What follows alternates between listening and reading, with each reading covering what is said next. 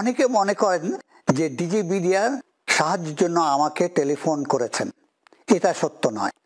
আমি DG বিডিআরকে phone করি এবং আমরা কি ব্যবস্থা নিচ্ছি তা ওনাকে জানিয়ে দেই।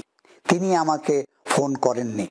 9:54 আমি সাবেক প্রধানমন্ত্রীকে মোবাইল টেলিফোনে পেলাম। এর মধ্যে বিডিআর বিদ্রোহ সম্বন্ধে তিনি অনেক তথ্য পেয়ে গিয়েছিলেন। আমি 46 ব্রিগেডকে যে অপারেশনের জন্য প্রস্তুত হতে বলেছি তা ওনাকে জানাই এবং তিনি জানতে ছিলেন কতক্ষণ সময় লাগবে এই ব্রিগেডকে তৈরি করতে। আমি বললাম যে সাধারণত 6 ঘন্টা লাগে, বাট তাড়াতাড়ি করে আমরা 2 ঘন্টায় করতে পারি।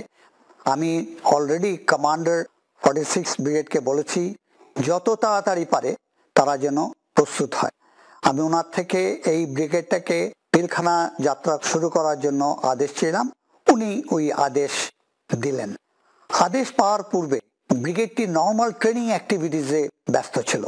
অস্ত্র কোথে, গোলাবারুদ ম্যাগাজিনে, সামরিক যানবাহন গ্যারাজে, ওয়্যারলেস সেট এবং অন্যান্য সরঞ্জামাদি স্টোরে, এসব একত্রিত করে কমান্ড স্ট্রাকচার প্রস্তুত করতে সময়ের প্রয়োজন।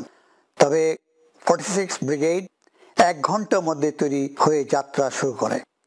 এসব সম্ভব হয়েছে ব্রিগেডিয়ার জেনারেল হাকিম, কমান্ডার 46 ব্রিগেড এবং ইউনিট অধিনায়কদের বলিষ্ঠ নেতৃত্বের জন্য। ব্রিগেড কমান্ডারের নেতৃত্বে 10 জন অফিসার এবং 655 জন সৈনিক নিয়ে উনি পিলখানার উদ্দেশ্যে যাত্রা করেন। সকাল 10:30টায় ব্রিগেডের অগ্রভাগ দল জাহাঙ্গীর গেট ক্রস করে। এত কম সময়ে প্রস্তুত হয়ে যাত্রা শুরু করা হয়েছিল তা একটা বিরল কৃতিত্বের উদাহরণ।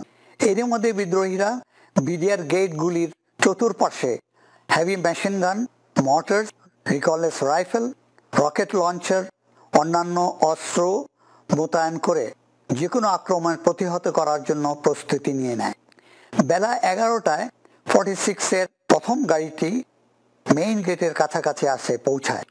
বিদ্রোহীরা টের পেয়ে একটি পিকআপকে লক্ষ্য করে রকেট ফায়ার করে। রকেটটি পিকআপকে হিট করে। ড্রাইভার জাহির ঘটনাস্থলেই মৃত্যুবরণ করে এবং সেকেন্ড সিটার গুরুতর আহত হয়।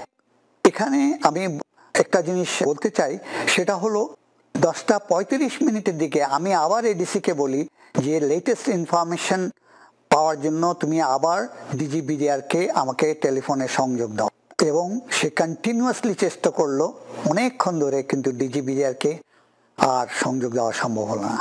হয়তো by this time he has been killed. এখানে উল্লেখ্য আনুমানিক 10:30টায় ডিজি বিডিআরকে গুলি করা হয় এবং তিনি নিহত হন। এর পরপরই কিলার গ্রুপ এর গুলিতে DDG, colonel Anis, colonel Kaiser সহ বেশ কয়েকজন অফিসারকে হত্যা করা হয়। লেফটেন্যান্ট কর্নেল শামসের ধারণা অনুযায়ী 10:30 থেকে 11টার মধ্যে বেশিরভাগ অফিসারকেই হত্যা করা হয়েছে। আর আমাদের ব্রিগেডটি পৌঁছে 11টার পরে পিলখানার কাছে। তার মানে আমরা পৌঁছবার আগেই বেশিরভাগ হত্যাকাণ্ড তারা করে ফেলেছে।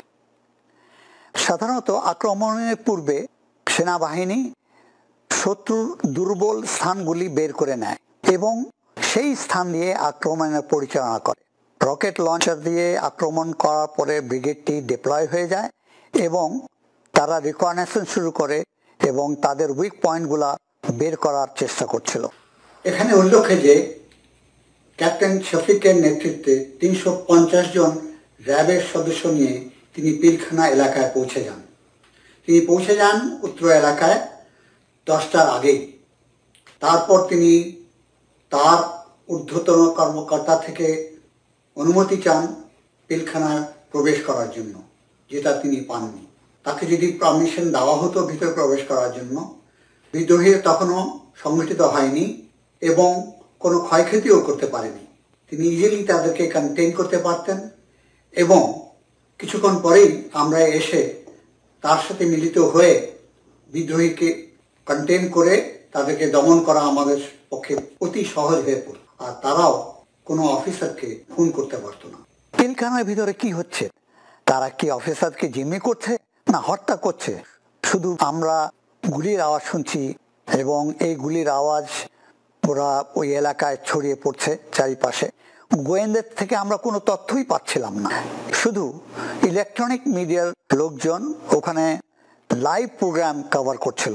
তার মধ্যে ছিল আমার যা স্মরণ পড়ে, মুন্নি সাহা টেলিকাস্ট করছিল লাইভ, এবং বিদ্রোহীরা অফিসার সম্বন্ধে বিভিন্ন ভুল বক্তব্য, মিথ্যা বক্তব্য তুলে ধরছিল জনগণের সামনে, এবং এর মাধ্যমে একটা ভুল ধারণা সৃষ্টি হচ্ছিল অফিসার সম্বন্ধে। এছাড়াও বিডিআর অন্যান্য ক্যাম্পে এই বিদ্রোহী ছড়িয়ে দিতে সাহায্য করছে। সেনাপ্রধানের ক্লোজ প্রোটেকশনের জন্য একটি সেকশন কমান্ডো ঢাকায় থাকে। বিদ্রোহীদের গতিবিধি নির্ধারণের জন্য হেলিকপ্টার যোগে তাদেরকে অত্র এলাকায় পাঠানো হয়। কমান্ডো হেলিকপ্টার করে রিকনেসেন্স করছিল, কিন্তু তারা ওই হেলিকপ্টারকে গুলি করে এবং হেলিকপ্টারটি গুলিবিদ্ধ হয়। বেলা 11:45 পিএসএফডি জানায় যে সরকার রাজনৈতিকভাবে এই সমস্যার সমাধানের চেষ্টা করছে। বিদ্রোহীরা দাবি করেছে যে কোনো আলোচনার আগে সেনাবাহিনী এলাকা থেকে চলে যেতে হবে। তাই সরকার আদেশ করল যে 46 ব্রিগেড এবং অন্যান্য যারা সেনাবাহিনীর পক্ষ থেকে এখানে আসছে সবাই should be out of sight, এবং বলা হলো যে অ্যাটলিস্ট 2 কিলোমিটার উত্তরে যেন চলে যায়। আর যদি সমঝোতা না হয় ওদের সাথে, তাহলে সামরিক অভিযান পরিচালনা করা হবে। আনুমানিক বেলা 12টায় পিএসএফডি আমাকে টেলিফোন করে এবং বলে জরুরি ভিত্তিতে আমি যেন প্রাক্তন প্রধানমন্ত্রীর সাথে যমুনায় দেখা করি। তিনি কেনই বা আমাকে এই সময় যেতে বললেন, কারণ ওই সময় প্রত্যেকটা মিনিট ইজ ভেরি ইম্পর্টেন্ট।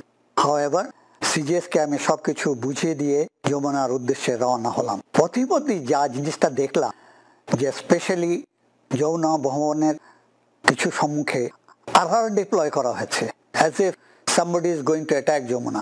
সেনাবাহিনীর দৃষ্টি আড়াল হওয়ার পর বেলা 1টার দিকে সাদা পতাকা নিয়ে প্রাক্তন প্রতিমন্ত্রী জাহাঙ্গীর কবির নানক ও হুইপ মির্জা আজম মেইন গেট দিয়ে আলোচনার জন্য পিলখানার ভিতরে প্রবেশ করে। এরই মধ্যে সরকার থেকে বলা হলো যে সেনাবাহিনী মেইন গেট এলাকা প্রোটেক্ট করবে এবং পুলিশ করবে আর এক সাইডে, র্যাব করবে অন্য সাইড থেকে। আমার জানা মতে যে ডেইরি ফার্ম যেখানে আছে ওই এলাকাটা অরক্ষিত ছিল। আমি বেলা 1টায় যমুনায় পৌঁছাই। সেখানে গিয়ে যে দৃশ্য দেখি, সত্যি এটা একটি হতাশাজনক। দেখি পুরা যমুনায় লোকে লোকারণ্য, হাঁটার জায়গা নেই। যেসব লোককে আমি দেখলাম তাদের কোনো কাজ নেই, ওখানে আসছে জাস্ট স্রেফ কৌতূহল বশত। সাবেক প্রধানমন্ত্রী মন্ত্রিসভা আলোচনা করছিলেন, কোনো সিদ্ধান্ত আসছিল না ওখান থেকে। আমি উপস্থিত হওয়ার সাথে সাথে তাকে আমি যে পৌঁছেছি তা জানাতে অনুরোধ করি এবং উনি জানলেন যে আমি যমুনায় এসেছি। আমি ভেবেছিলাম তিনি আমাকে ভিতরে ডেকে নেবেন, কিন্তু তা করা হলো না। বেলা 2টার পর খবর এলো বিডিআর পিলখানা থেকে একজন অফিসার পালিয়ে যমুনায় এসেছে। আমি তা শুনে তার কাছে ছুটে গেলাম। তিনি জানালেন বিদ্রোহীরা বেশ কিছু অফিসারকে হত্যা করেছে, তবে ডিজি বিডিআর সম্বন্ধে তিনি নিশ্চিত নন। এই প্রথম নিশ্চিত হলাম যে বিডিআর বিদ্রোহীরা নিরপরাধ অফিসারদেরকে হত্যা করেছে। সাবেক প্রধানমন্ত্রী সভা শেষ করে আরেকটি ছোট্ট সভা অ্যাটেন্ড করলেন। তারপর তিনি 3 বাহিনী প্রধানকে একসাথে ডাকলেন। এখানে উল্লেখ্য যে আমি যমুনায় পৌঁছার 1.5 ঘন্টা পরে বাকি 2 জন সেনাপ্রধান যমুনায় এসেছিলেন। তার মানে আমাকে আসার বেশ কিছুক্ষণ পরে ওনাদেরকে বলা হয়েছে যমুনায় আসার জন্য।